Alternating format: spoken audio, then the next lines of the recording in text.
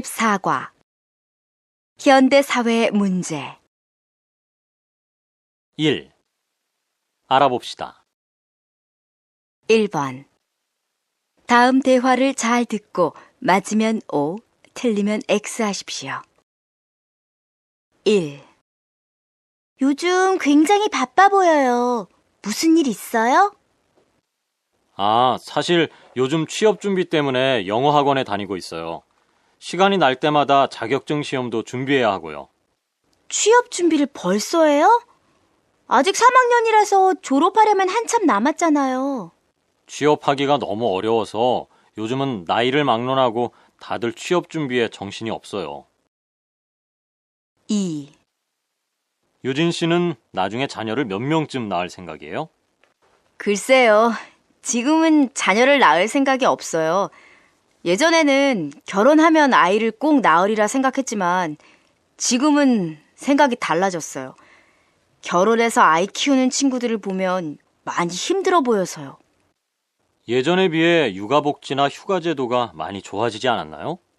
네, 물론 전보다 나아지기는 했지만 그래봤자 근본적인 문제는 해결되지 않는 것 같아요. 그러니까 출산율도 계속 줄어드는 것 아닐까요? 3. 요즘 한국에서는 자식에게 의지하지 않고 혼자 살려는 부모들이 많다던데 정말 그런가요? 네, 혼자서 외롭게 살 망정 자식에게 도움을 받지 않겠다는 부모들이 늘고 있대요.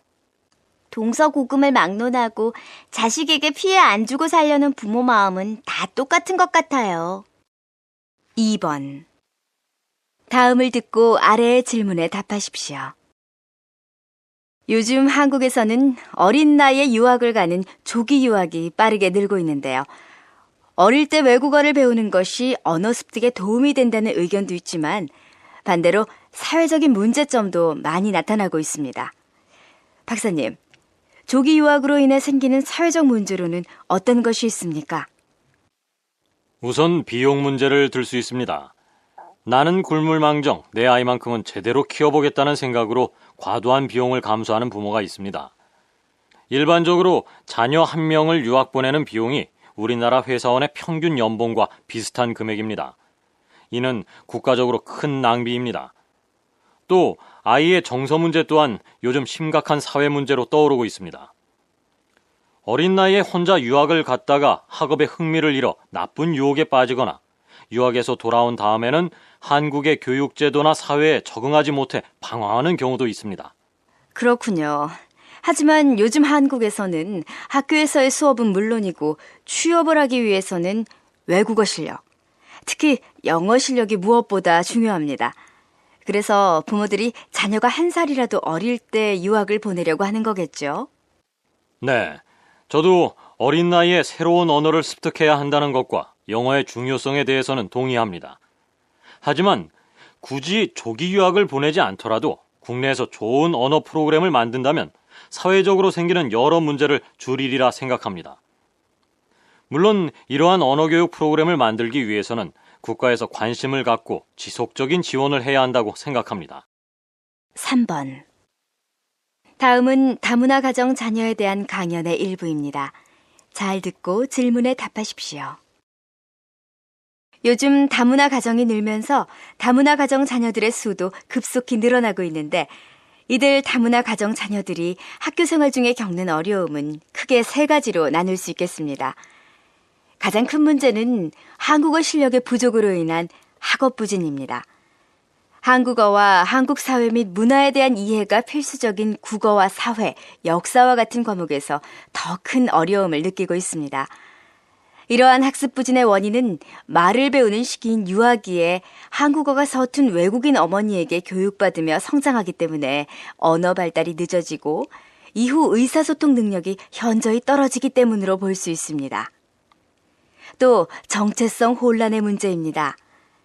한국어와 한국 문화에 대한 적응 기회를 충분히 갖지 못한 어머니의 문화적 정체성은 그 자녀에게도 정체성의 혼란을 가져옵니다. 이는 어머니 나라의 국적을 막론하고 대부분의 다문화 가정 자녀들이 겪는 문제입니다.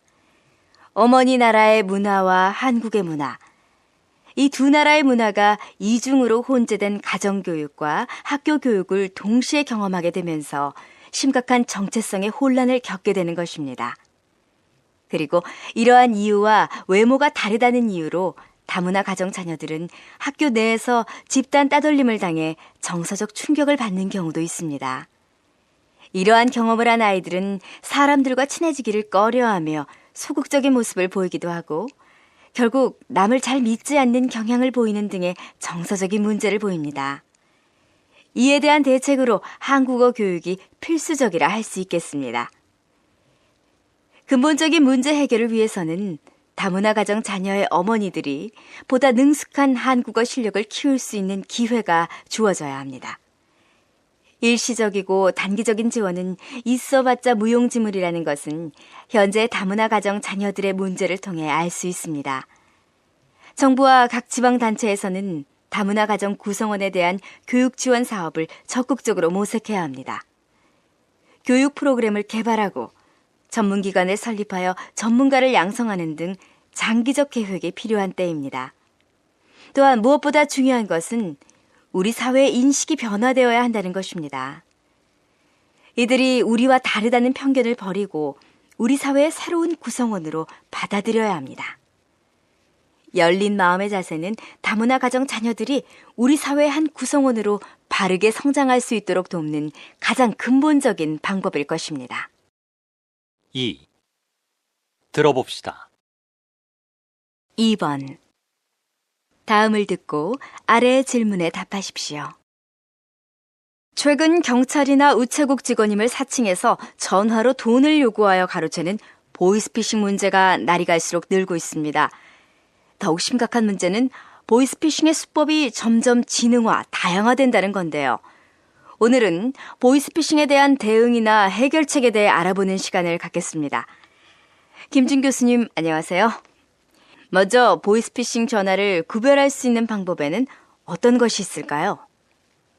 네, 낯선 사람이 전화를 해서 주민등록번호나 주소, 계좌번호와 같은 개인 신상 정보에 대해 물어본다면 일단 보이스피싱을 의심해봐야 합니다. 이런 사람들이 보통 경찰이나 우체국을 사칭하는데 어떠한 금융회사나 관련 기관, 경찰서도 전화로 계좌번호, 카드번호, 주민등록번호 등의 개인정보를 물어보는 일은 없기 때문입니다. 그렇군요. 하지만 대부분의 피해자들 이야기를 들어보면 당황스러운 상황에서 어떻게 해야 할지 모르는 경우가 많아 그대로 피해를 보는 경우가 많습니다.